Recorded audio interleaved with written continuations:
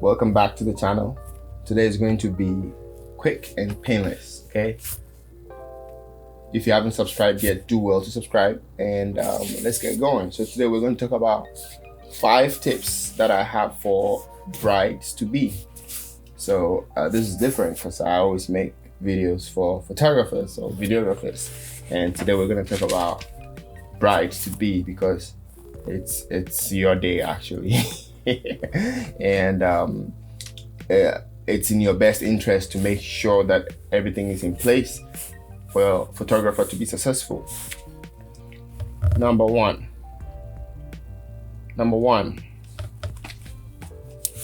feed the bridal party. So this is almost like common sense, but usually people get agitated for no reason when they are hungry. People don't cooperate when they are hungry. Just feed them. Have chocolate around. Let them be on sugar highs. Whatever you can do to make sure that the getting ready process is is less stressful. You want people to be in good moods so that they can follow instructions. You see that? You see where I'm going? So what happens is that when you have a bridal party that is very cooperative, you are able to do more, get more shots. But if it's really hard to get them into one pose, well, I'm going to take the time to concentrate on shooting other details and stuff and not waste too much time trying to pose them, So one way to do that is to feed them. If you feed them, the difference is huge. The weddings I've done this year where there was candy and food laying around, everything was just so smooth. Tip number 2, make sure you leave enough time for photography. I cannot stress this enough. So, sometimes we get told that, hey, you have 2 hours to do photos. But things start running late, and guess who suffers? Photographer.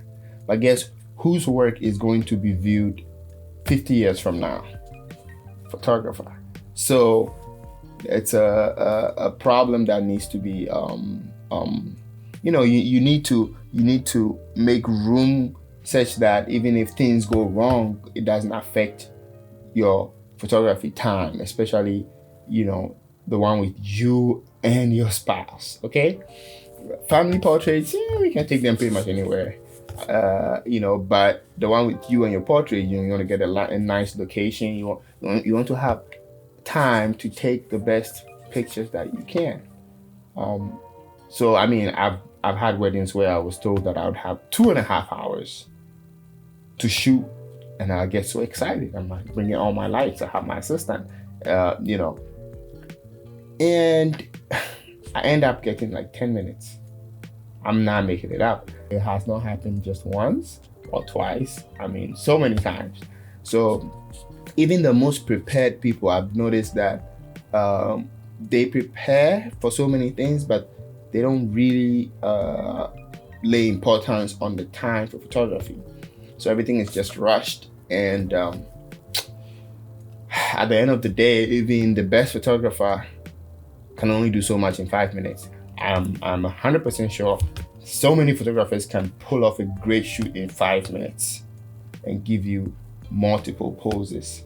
But most photographers, including myself, need more than 5 minutes to get good portraits, because usually when I start a photo shoot, I notice that the couple is tense, and sometimes you talk them through.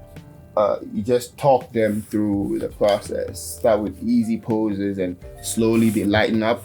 That's when you start getting more of the natural poses. And after that, you don't even need to pose them anymore. You just naturally ask them to do stuff, and the poses just come. But sometimes it takes like a whole half hour to get to that point. And before you get there, you are taking all these stiff poses. Yeah, this. So yes, rambling. Let's move on. Tip number, I have my notebook here, and tip number 3. This is for brides, okay? Remember to have at least let one of your bridesmaids carry like a little touch-up thing for your makeup, okay? Because things get emotional and sometimes you cry, and when you do cry, it's a good thing. It means you guys are really in love. But then what happens is that makeup, yes, lines, photographers okay? So when you cry and the tears draw these lines on your face, and I have over 2,000 pictures to edit, I literally cannot edit each one of them by removing the lines and all that. You don't want that. You don't want that. So sometimes just a little bit of a touch up after crying is great. I'm not gonna tell you not to cry, but there's one thing I can tell you: when you feel the tears coming, they have this thing where you can tap it so it doesn't fall off your face. So I think you know when it's about to come out. Well, not all the time, but yeah. But then the act of crying makes for great pictures, but the aftermath is the problem, So after let's say you cried at the ceremony, and then we're at the in the park trying to take pictures, and we have makeup marks on your face, that's no bueno, okay?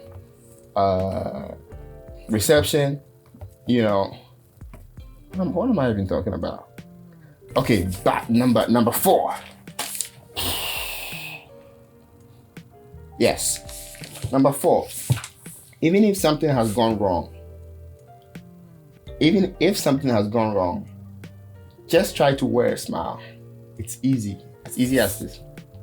You can wear a smile even if the one bringing your cake has crashed and your cake has gone kaput, or something happened, and you can still smile, because you're not smiling is not going to fix that problem. That problem is there. There's nothing to do about it. Now, you not smiling is going to give you pictures, especially video. With videos, emotions are carried, they tell a continuous story. So they can't edit that. They can't edit a smile on your face in video. Okay, so if a videographer is nearby and you are pissed for some reason, don't be. It's your day, because guess what? 5-10 years from now, you will look at those pictures and you will not be happy with yourself for making that face. You will wish that you had just smiled and just just enjoyed the moment, because at the end of the day you realize that all those little things don't matter. You got married and you're together. That's what matters. So stay positive, keep smiling, no matter who pisses you off, no matter who shows up late. All right, so finally, remember to encourage your photo and video team to communicate, because if you are going to have photography and videography, there could be clashes.